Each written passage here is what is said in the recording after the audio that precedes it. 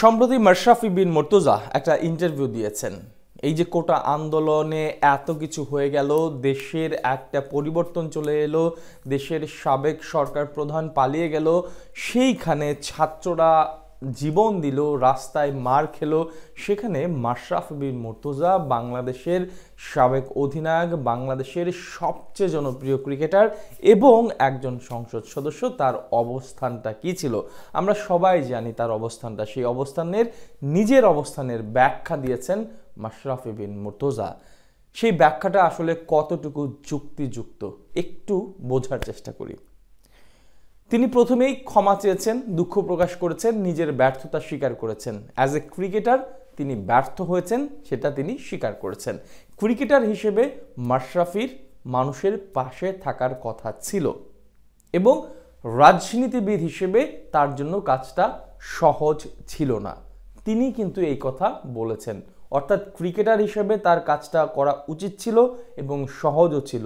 অন্যদিকে যেহেতু তিনি আওয়ামী লীগের একজন এমপি ছিলেন, তার জন্য কাজটা করা সহজ ছিল না, সেই দলের বিপক্ষে কোনো কিছু করা। অর্থাৎ দুই জায়গাটা তিনি ব্যাখ্যা করেছেন দুইভাবে, যে তার দুইটা অবস্থানের কারণে তিনি দ্বিমুখী অবস্থানে পড়ে গিয়েছিলেন। কিন্তু তিনি তো ক্রিকেট খেলেছেন, তখন সংসদ সদস্যও ছিলেন, তখন কি ওনার প্রবলেম হয়নি এই দুইটা জায়গা ম্যানেজ করতে? একদিকে ফেম কামিয়েছেন ক্রিকেট খেলে, অন্যদিকে ক্ষমতা, যশ, আধিপত্য ধরে রেখেছিলেন রাজনীতি করে। তখন যদি তিনি দুইটা ব্যাপার একসঙ্গে ম্যানেজ করতে পারেন, তবে কেন ছাত্রদের এই দুঃসময়ে, ছাত্রদের এই সংগ্রামের সময় তিনি দুইটা জায়গা ম্যানেজ করে সেটা দেখাতে পারলেন না? মাশরাফির কথাটা কি তাহলে যুক্তিযুক্ত হলো?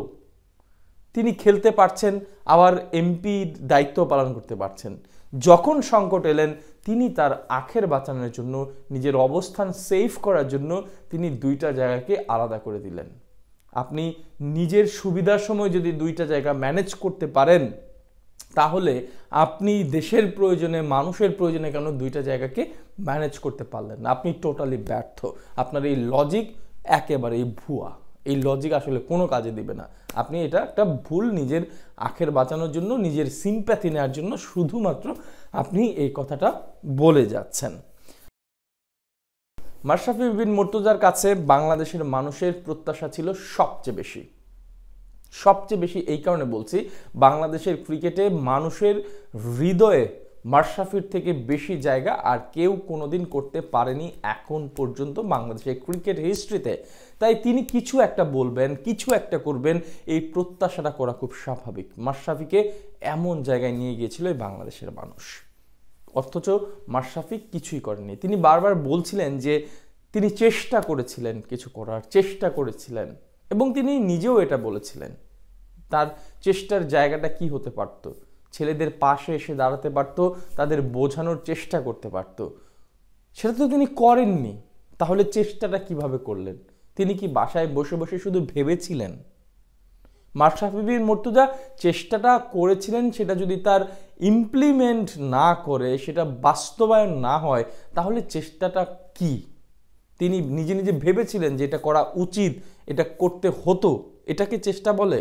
নাকি তিনি মাঠে এসে, রাস্তায় এসে ছেলেদেরকে বলতো, বোঝাতো যে আমি একটা ব্যবস্থা নিচ্ছি? অ্যাটলিস্ট নড়াইলের যে স্টুডেন্টরা ছিল, নড়াইল তার এলাকা, সেখানে তো তার একটা আধিপত্য ছিল, তার সবচেয়ে বেশি গ্রহণযোগ্যতা ছিল।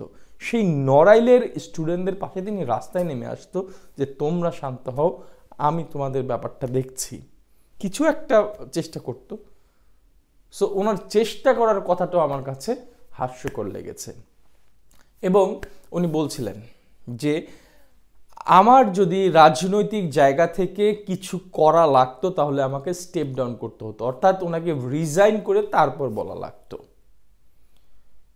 ক্রিকেটের স্বার্থে তো আপনি অনেক বড় বড় ডিসিশন নিয়েছেন, আমরা দেখেছি। মাহমুদুল্লাহ রিয়াদকে বাদ দিয়ে দেওয়া হয়েছিল বিশ্বকাপে, আপনি নিজ ডিসিশনে, নিজ জায়গা থেকে তাকে দলে রাখার জন্য ফাইট দিয়েছেন।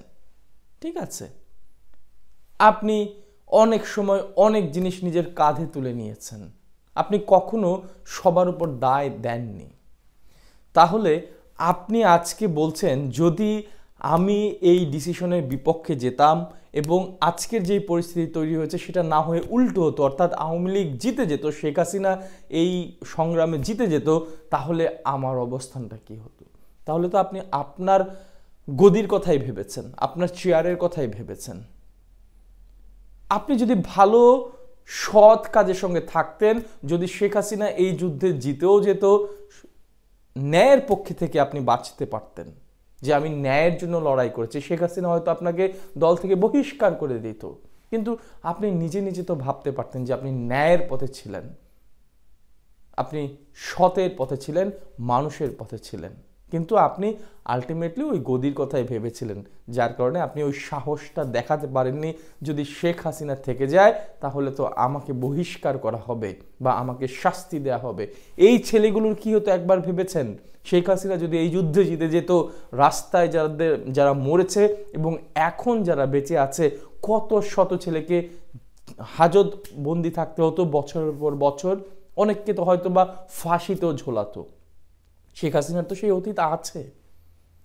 তারা তো ভাবেনি তাদের জীবনের কি হবে, আপনি ভেবেছেন।